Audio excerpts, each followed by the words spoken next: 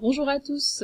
Alors, une vidéo pour commenter la correction des exercices sur la proportionnalité que je vous avais donc donné. Donc là, il y avait pas mal de petits exercices que je vais commenter un par un.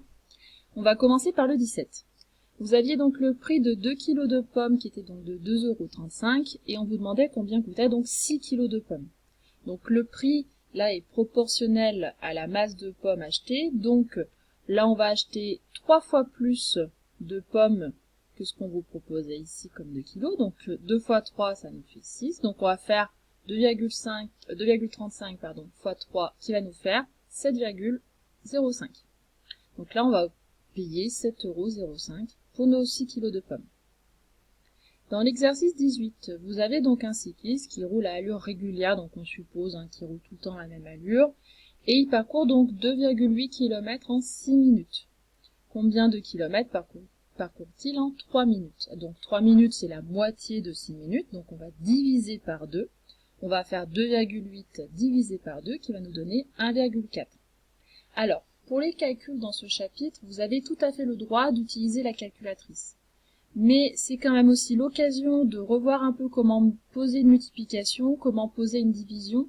Donc ce que je vous conseille, c'est d'abord de faire les calculs à la main, voire même de tête pour ceux qui arrivent bien, et puis ensuite vérifier à la calculatrice si vous avez obtenu le bon résultat. Ça permet de voir plusieurs chapitres à la fois. Exercice 24. Vous aviez donc pour fabriquer 6 litres de jus de pomme, on utilisait donc 10 kg de pommes. On vous demandait donc de recopier, compléter le tableau, sachant que la quantité de jus de pomme est proportionnelle à la masse de pommes utilisée. Donc, dans notre tableau, il faut tout le temps marquer à quoi correspondent nos lignes. C'est-à-dire qu'ici, là, par exemple, on peut marquer donc masse de pomme en kilogrammes pour la première ligne et quantité de jus de pomme en litres pour la deuxième. On peut inverser les deux lignes, ça va rien changer au résultat par contre. Alors, comment faire pour compléter ce tableau? Donc on nous a dit que avec 10 kg de pommes, on pouvait faire 6 litres de jus de pomme. Donc, comment je fais pour passer de la première ligne à la deuxième? Eh ben, je divise 6 par 10, d'accord? Je regarde ma flèche là. Donc je vais de haut en bas. Donc je divise le nombre du bas par celui du haut. 6 divisé par 10, ça on peut le faire sans problème de tête, ça nous fait 0,6. Ce qui veut dire que par exemple pour 2 kg, je vais faire 2 fois 0,6, ça va me faire 1,2. Mais comment faire pour trouver le nombre qui est en haut? Eh ben, je vais faire le contraire de fois 0,6, c'est-à-dire je vais faire diviser par 0,6. 9 divisé par 0,6, j'obtiens 15 kg ici de pommes. Donc pensez bien à justifier quand vous avez justement un tableau à compléter. Vous pouvez justifier soit en marquant tous les calculs que vous faites, soit en mettant une flèche comme ici. Là, la flèche, c'est une bonne justification avec le fois 0,6 à côté. Donc dans l'exercice 28, alors, vous aviez donc un disquaire qui vendait tous les CD au même prix, et on faisait donc pour 2 CD, Nicolas a payé 13,50 €. Vous deviez construire un tableau de proportionnalité et répondre à plusieurs petites questions posées. Alors, dans le tableau, donc, toujours la même chose, dans les deux lignes, on marque bien de quoi on est en train de parler, c'est-à-dire que là, on a fait une ligne pour le nombre de CD et une ligne pour le prix en euros. Alors, la première chose qu'on peut se dire, c'est combien coûte un CD, ça peut nous servir dans la suite de l'exercice. Donc, s'il a payé 2 CD pour 13,50 €, on va faire 13,50 € divisé par 2, ce qui nous donne 6,75 € le CD.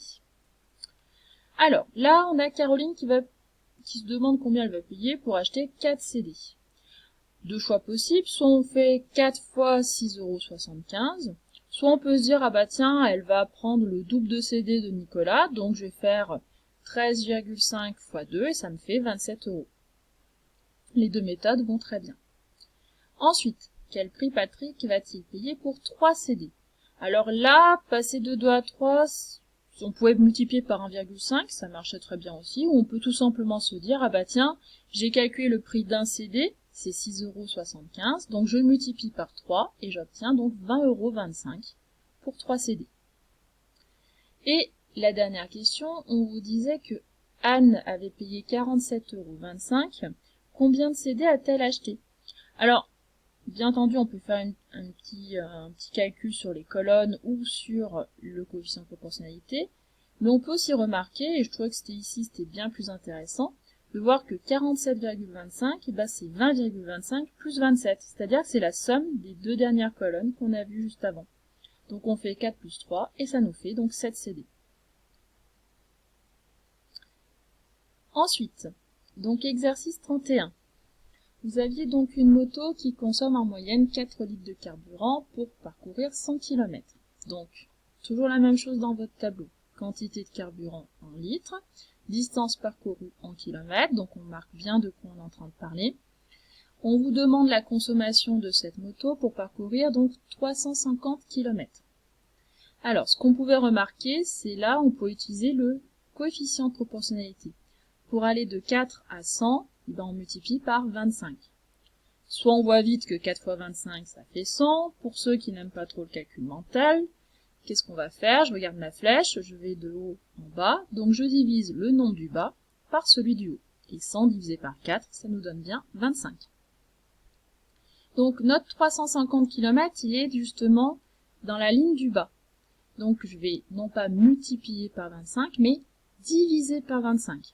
D'accord? Et ça me donne ici 14. On vous demande à la question B, avec 9 litres de carburant, quelle distance peut-elle parcourir en moyenne? Donc là, mon 9 litres est en haut, donc je vais faire fois 25 et j'obtiens donc 225 km. On continue et on termine même avec le 39. Donc, vous aviez donc dans une halte garderie, le prix payé était donc proportionnel au nombre d'heures de garde. Vous avez Larry qui a laissé son enfant pendant 3 heures et il a payé donc 18,60 €. On demande combien payera Cécile qui a laissé son enfant 2 heures de plus. Alors, on fait attention un petit peu à l'énoncé. Cécile n'a pas laissé son enfant que 2 heures. 2 heures de plus que Larry. Ça veut dire qu'elle l'a laissé pendant 5 heures. La meilleure méthode ici, c'était de savoir combien coûtait une heure de garde. Donc, comme il a laissé son enfant pendant 3 heures et que ça lui a coûté donc 18,60 €, donc je calcule 18,60 € divisé par 3, et ça me donne donc 6,20 €. Ça veut dire que une heure de garde me coûte 6,20 €. Donc Cécile a laissé donc 2 heures de plus, donc comme on a dit, c'était 5 heures de garde. Je vais faire 5 fois 6,20 €, et ça me donne donc 31 €. Quand vous devez donc répondre à des exercices sur la proportionnalité, pensez toujours à marquer votre calcul. Il n'y a pas qu'une seule méthode possible, On a vu qu'on peut faire donc des petits calculs sur les colonnes, des calculs entre les lignes, on peut ajouter des colonnes. Alors on a plein de manières différentes, donc c'est important que vous marquiez ce que vous avez choisi comme méthode, et vous marquez toujours bien votre phrase réponse. Ça c'est important. Bon courage!